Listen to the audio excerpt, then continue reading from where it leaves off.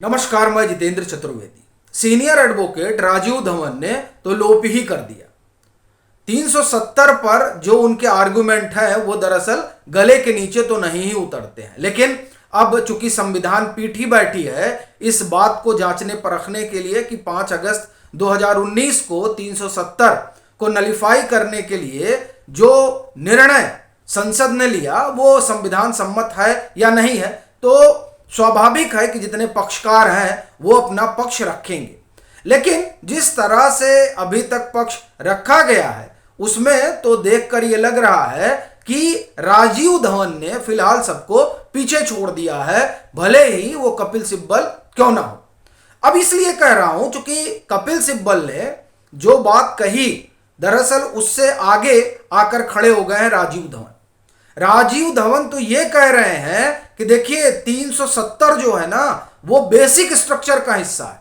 अब आप भी चौंकेंगे, और इसलिए चौंकेंगे क्योंकि जब कपिल सिब्बल पक्ष रख रहे थे सुप्रीम कोर्ट में पहले 2-2.5 रोज, तो ये बात उठी थी, और ये उठाई किसने थी? ये खुद सुप्रीम कोर्ट की संविधान पीठ ने उठाई कि आप जिस तरीके से कह रहे हैं कि आप इसे नहीं हटा सकते, तो इसका मतलब ये हो गया कि आप ये कह रहे हैं कि 370 एक अलग कैटेगरी है, और जिस तरीके से आप आर्गुमेंट दे रहे हैं उसका मतलब तो ये हो गया कि बेसिक स्ट्रक्चर बन गया है।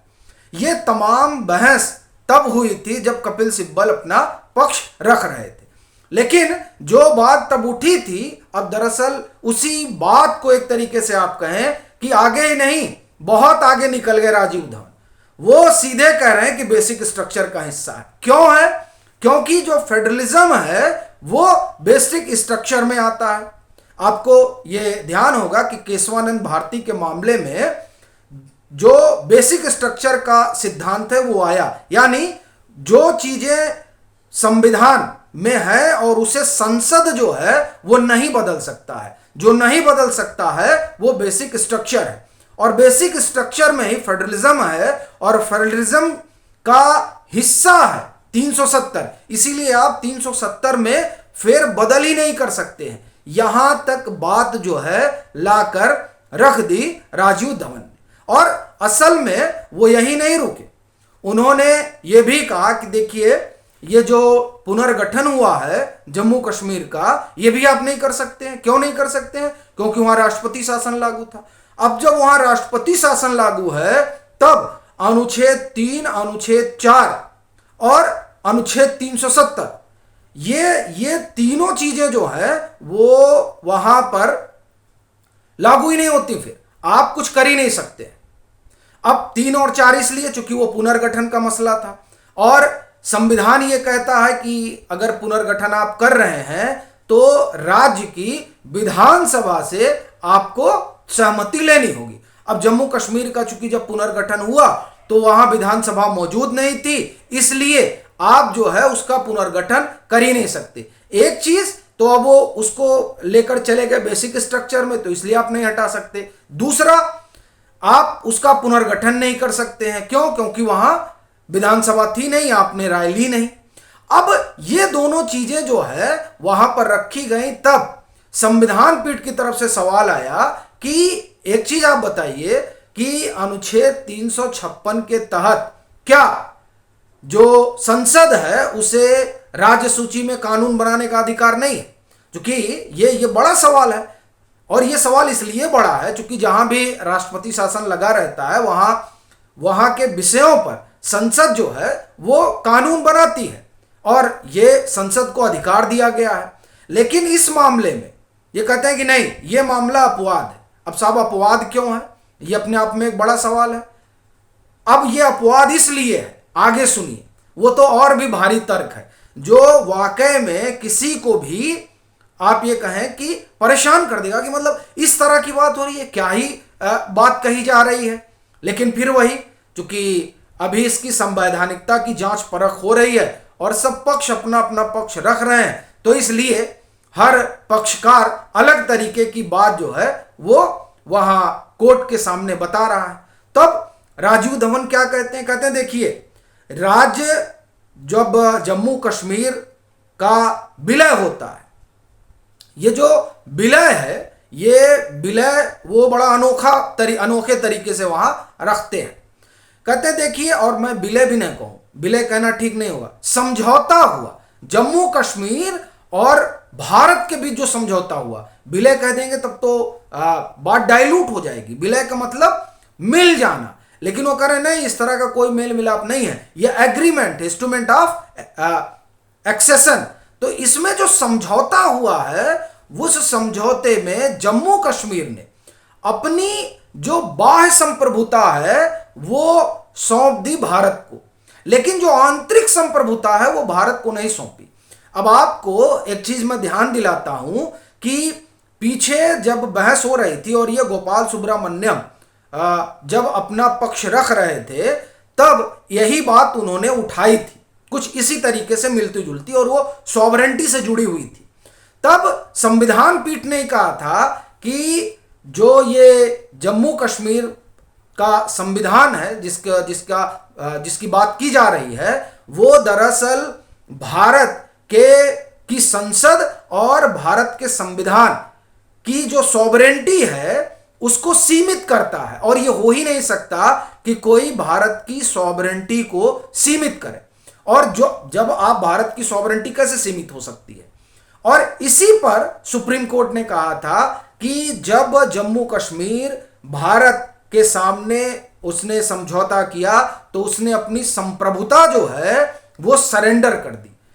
अब आप देखिए कि ये आर्गुमेंट हो चुका कि जम्मू कश्मीर ने अपनी संप्रभुता सरेंडर कर दी भारत के सामने, तब अब मामला कुछ रहा ही नहीं। लेकिन यहां देखिए, यहां राजीव धवन एक अलग एंगल देते हैं कि एक्सटर्नल सॉवरेंटी और इंटरनल सॉवरेंटी। एक्सटर्नल सॉवरेंटी आपको दे दी गई, यानी भारत के हवाले कर दी गई, और इंटरनल सॉवरेंटी को राजा ने अपने पास रखा।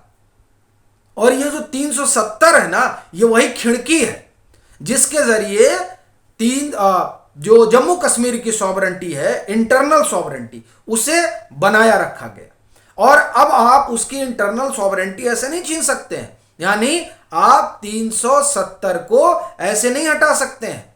अब देखिए कि किस तरीके की चीजें आ रही हैं, और ये तो बड़ा भारी भारी लॉजिक आ गया है कि आप कह रहे हैं कि साहब तो बेसिक स्ट्रक्चर हो गया। और बड़ी चीज ये है कि ये फेडरलिज्म की बात कैसे आ रही है, क्योंकि जो भारत है वो यूनियन ऑफ इंडिया है, और ये आप जब भारत का संविधान खोलेंगे तो आपको पहला ही जो आर्टिकल है वो आपको दिखाई देगा।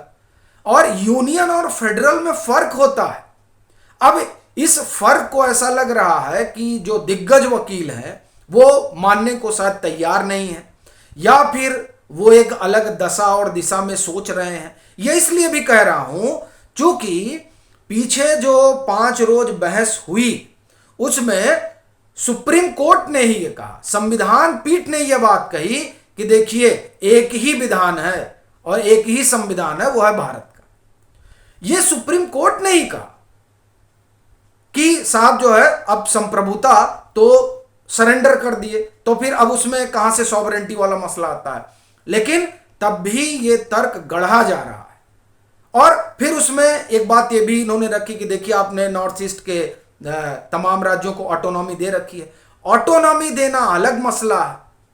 ये मेरा ऐसा मानना है कि स्वायत्ता एक अलग विषय है और अपना संविधान होना ये एक अलग विषय हो जाता है। अब आप नॉर्थ ईस्ट और जम्मू कश्मीर का घालमेल कर दीजिए। फिर एक चीज ये भी इसमें खड़ी होती है, अब धीरे धीरे तमाम चीजें आएंगी, क्योंकि अभी तो वो लोग अपना पक्ष रख रहे हैं जो 370 के नलीफाई करने के खिलाफ। अभी तो जब सरकार का पक्ष आएगा तो बहुत चीजें निकल कर आएंगी कि हाँ और क्या क्या चीजें हैं, और उसके बाद में ही आप ये कहें कि पूरी तरीके से जो एक तस्वीर है वो निकलेगी।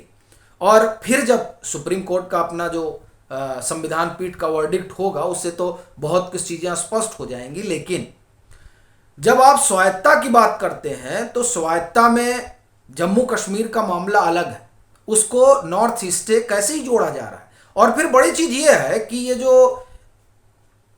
तमाम राजे रजवाड़े जो बड़े बड़े मिले आज़ादी के समय भारत से, जिन्होंने भारत के संविधान को स्वीकार किया, तो उनमें तो जम्मू कश्मीर भी था। ऐसा तो है नहीं कि जम्मू कश्मीर नहीं था। अब उसको इसलिए अलग करके रखा जा रहा है, बताया जा रहा है क्योंकि वहाँ विशेष परिस्थिति है, और उस विशेष परिस्थिति इसलिए है क्योंकि वहाँ एक खास समाज का की आप ये कहें कि आबादी है, और वो तमाम जो लोग हैं उनकी राजनीति को सूट करता है। क्या इस वजह से इस तरह की बातें रखी जा रही हैं? ये तमाम सवाल हैं जो यक्ष प्रश्न की तरह खड़े हैं। लेकिन ये जो राजीव धवन का वहां अपना आर्ग्यूमेंट रहा, वो आर्ग्यूमेंट वाकई में स्तब्ध करता है कि जो बात खत्म हो गई थी उस बात को फिर किस तरह से रखा गया। बाकी आपकी अपनी क्या राय है जरूर साझा करें। मतांतर से नहीं जुड़े हैं तो जुड़ें, वीडियो को लाइक करें और खूब शेयर करें।